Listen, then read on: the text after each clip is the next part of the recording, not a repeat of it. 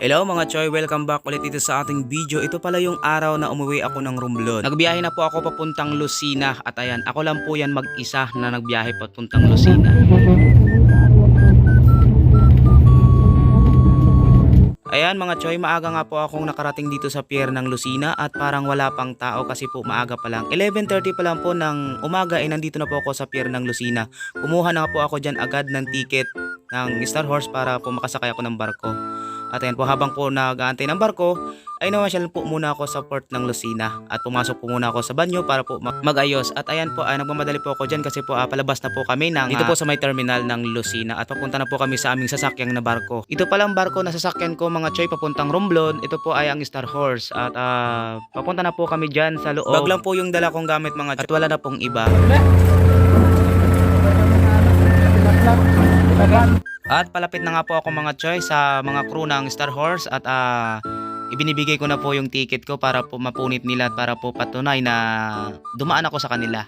Shoutout pala sa lahat ng mga crew ng Star Horse. Ayan. At nandito na po ako mga Choy sa taas ng barko habang namamasyal ako dito. Ayan, tinitingnan ko muna yung mga paligid dito sa may port ng Lucena kasi po nandito pa po kami sa port ng Lucena at hindi pa nga po kami nakakaalis. Ang ganda po ng paligid ng karagatan kasi po hindi masyado maalon. Napaaga nga po ako pag uwi ng Romblon kasi po sabi nila kapag umuwi ka pa po ng Romblon kapag magpaabot ka pa ng Christmas, mahirap na po yung biyahe. Habang nga po hindi pa naalis yung barko, lumibot-libot po muna ako dito sa loob ng Star Horse para naman po hindi ako maboring at ayan po. Makikita mo dito yung mga iba't ibang mga ng barko dito sa may port ng Lucena. Yan po palang truck na nakikita nyo na papasok dito sa barko, ayan po yung truck na makakasabay ko papuntang Romblon. Kapag ikaw naman po ay mahilig sa mga palabas, pwede ka naman po manood ng mga palabas dito sa Star Horse kung gusto mo lang naman po.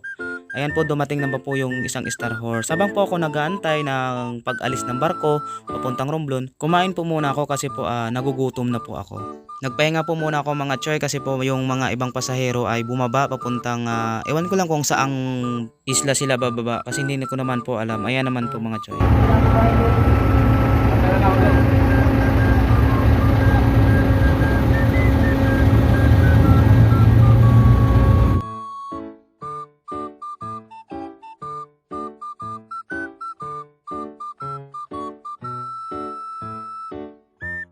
Next naman po mga Choy, ako naman po yung naghanda kasi po yung barko na sinasakyan ko ay palapit na po dito sa Romblon. At ayan na po, natatanaw na po yung banwa ng Romblon. Nakapaghanda na po ako dyan kasi po bababa na po kami. Madami-dami din po kami mga pasahero ng Romblon kasi po yung iba po ay taga Sibuyan, yung iba naman po taga ibang isla.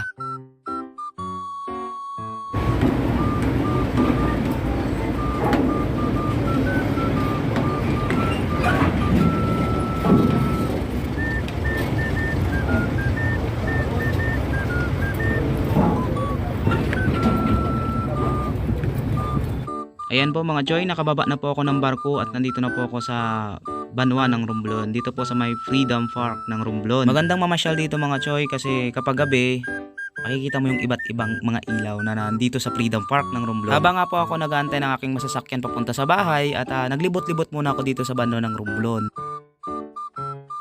Dumating nga pala ako dito sa banwa ng Romblon mga Choy ay mga 5:30 ng umaga. Medyo madilim-dilim pa mga Choy.